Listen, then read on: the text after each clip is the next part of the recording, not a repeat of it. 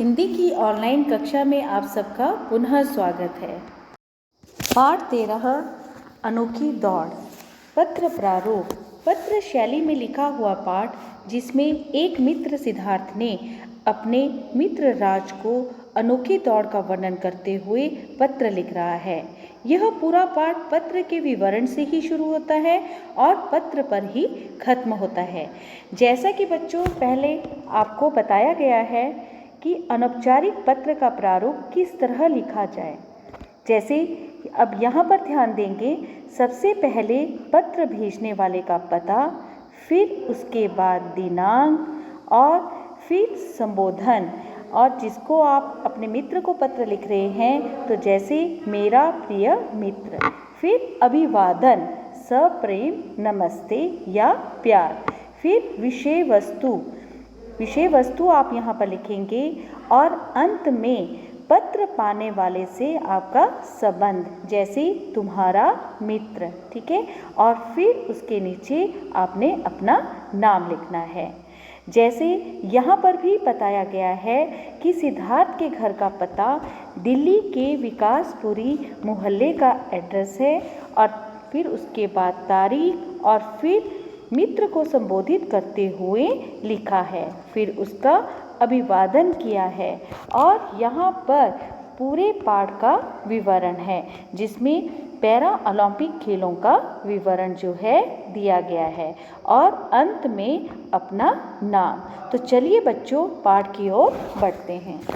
प्यारे बच्चों, पाठ अनोखी दौड़ में सिद्धार्थ अपने मित्र राज को एक ऐसी दौड़ के बारे में बताता है जिसमें दृष्टिबाधित बच्चे बहुत ही अलग तरह की दौड़ में शामिल होते हैं, जो कि उसे बहुत रोमांचित करती है। साथ में वो पिता के द्वारा प्राप्त जानकारी को अपने मित्र के साथ साझा करता है और वह जानकारी है पैरा ओलंपिक के बारे में।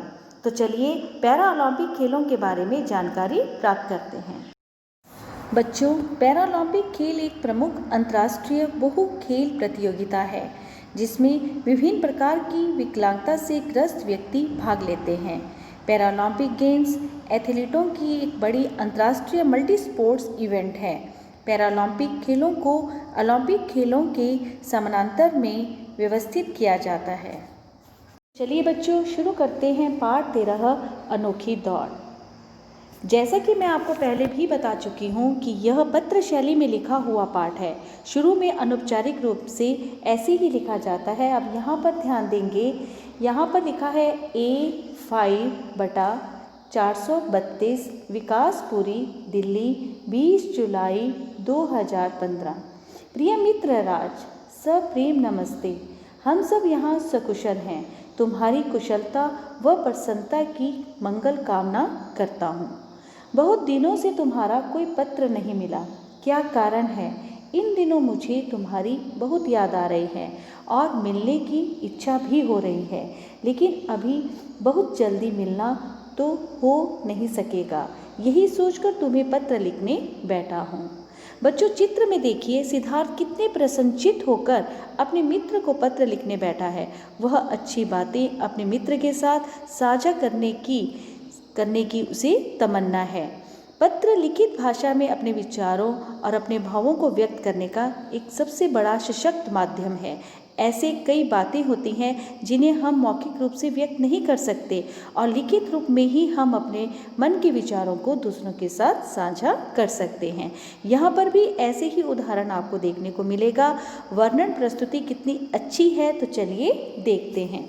पिछले रविवार मैं अपने माता पिता के साथ अपनी छोटी बहन के विद्यालय गया, जहां उनका खेल दिवस मनाया जा रहा था।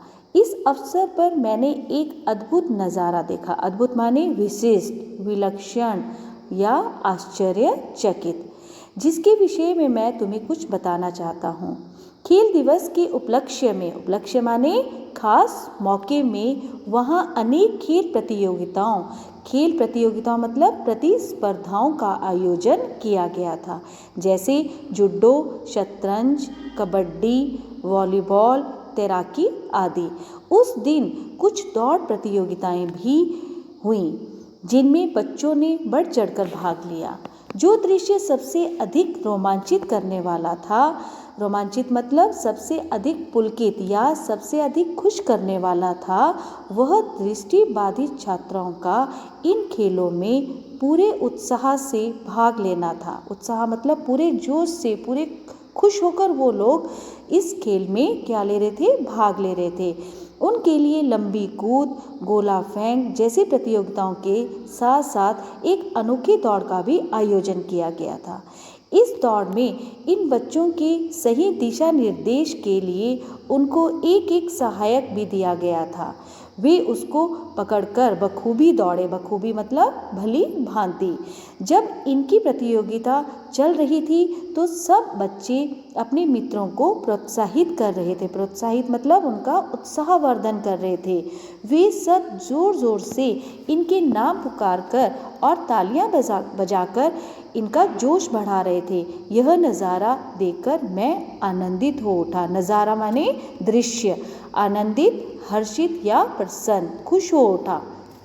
तो चलिए आप देखिए बच्चों कि आपके विद्यालय में भी प्रतियोगिताएं होती हैं। आप अगर उसमें भाग लेते हैं तो आपको प्रोत्साहित करने के लिए आपके मित्र जो हैं तालियां बजाते हैं। ठीक वैसे ही यहाँ पर भी हो रहा था, लेकिन वहाँ पर बड़ा ही रोमांचित दृश्य था। जो दौड़ हो रही थी, जो अनोखी दौड़ हो रही थी, वह थी दृष्टिबाधित बच्चों के लिए। यह दृष्टिबाधित बच्चे उमंग और साहस के साथ अपने सहायक की अंगुली पकड़कर तेजी से दौड़ रहे थे और दौड़ का आनंद ले रहे थे। उन्हीं के साथ आनंद विभोर हो रहा था। कौन हो रहा था? सिद्धार्थ हो रहा था। मेरे मन में इस दृश्य ने अमिट छाप छोड़ी। अमिट मतलब कभी न मिटने वाली छाप। मेरे मन में अनेक जिज्ञासाएं मतलब जानने की चाह उत्पन्न हो गई। घर वापस आने पर मैंने पिताजी से बातचीत करते हुए अपने मन में उठने वाले सवालों के विषय में बताया और उन प्रश्नों के उत्तर जानने की उत्सुकता दिखाई। उत्सुकता मतलब जागरूकता दिखाई। जैसा कि बेटा आप लोग सभी प्राय घूमने कहीं जाते हो तो आपके मन में कई तरह के प्रश्न उठते हैं। तो आप अपने पिताजी से या बड़ों से प्रश्न पूछते हैं कि ऐसा क्यों है। सिद्धार्थ ने भी अपने पिताजी से प्रश्नों के उत्तर जानने की इच्छा या उत्सुकता दिखाई।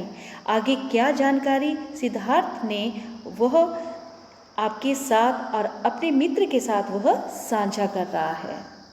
पिताजी ने मुझे समझाते हुए बताया, वह मैं तुम्हें भी बताना चाहता हूँ। उन्होंने कहा, जिन्हें हम विकलांग समझते हैं उन बच्चों में भी बहुत सी योग्यताएं होती हैं। कई बच्चे अच्छी कविताएं व लेख लिखते हैं तो कई बच्चे मधुर गीत गाते हैं। कुछ बच्चे खेलों में बहुत निपुण होते हैं। ये बच्चे हमसे कुछ भिन्न योग्यता वाले बच्चे हैं और हमारे समाज का अभिन्न अंग है। अभिन्न माने कभी ना अलग किया जाने वाला। इन्हें जीवन में आगे बढ़ने के लिए पर्याप्त अवसर दिए जा रहे हैं। अवसर माने मौके दिए जा रहे हैं। जैसे राज को सिद्धार्थ बता रहा है कि विकलांग माने शारीरिक किसी भी रूप में अक्षम होना। उन बच्चों के ऊपर हम दया करते हैं, यानी दया की दृष्टि से उन्हें देखते हैं और हम सोचते हैं कि ये असहाय हैं, यानी दूसरों पर आश्रित हैं। लेकिन बच्चों ऐसा नहीं होता। इन बच्चों में भी तरह तरह की योग्यताएं हैं। जैसे हमने अभी पाठ में पढ़ा कि कुछ बच्चे लिखने में अच्छे होते हैं, कविताएं लिखते हैं, बहुत अच्छी अच्छी कविताएं लिखते हैं। कुछ बच्चे मधुर गीत गाते हैं और कुछ बच्चे जो हैं खेलों में अच्छे होते हैं। तो इन बच्चों में भी अपनी एक योग्यता जो है, एक विशेष योग्यता जो है इन बच्चों में पाई जाती। खेलों में तो अंतर्राष्ट्रीय स्तर पर ओलंपिक खेलों के समान इनके लिए पैरालंपिक खेलों का आयोजन होता है। पैरा ओलंपिक खेल ओलंपिक के ही समान 4 वर्ष के अंतराल पर होते हैं। जिस वर्ष जिस देश में ओलंपिक खेलों का आयोजन होता है उसी वर्ष उस देश में पैरालंपिक खेलों का भी आयोजन होता है। ग्रीष्म तथा शीत पैरालंपिक खेल अलग अलग होते हैं। इन खेलों में विश्व के अलग अलग देशों के भिन्न क्षमता वाले खिलाड़ी भाग लेते हैं। ये खेल उनके लिए मात्र प्रतिस्पर्धा माने प्रतियोगिता में भाग लेना ही नहीं बल्कि स्वयं को प्रमाणित करने का अवसर है। यह जीवन के प्रति उनकी उत्साह और विश्वास का प्रतीक है। अगर आप विश्व स्तर पर देखें तो ओलंपिक आप सब जानते हैं, ओलंपिक खेल होने वाले थे लेकिन कोविड-19 के कारण वह कुछ समय के लिए टल गए। जैसे रियो में पिछला ओलंपिक हुआ था, अब आगे टोक्यो में ओलंपिक खेल का आयोजन जो था किया जाएगा। वह पूरी दुनिया के सामने अपने आप को प्रमाणित करेंगे। प्यारे बच्चों, ये बच्चे कितने जिजीविषा यानी जीने की चाह रखने वाले हैं और केवल जीने की ही इच्छा नहीं बल्कि जीवन में कुछ अलग करने की भी इनमें इच्छा होती है।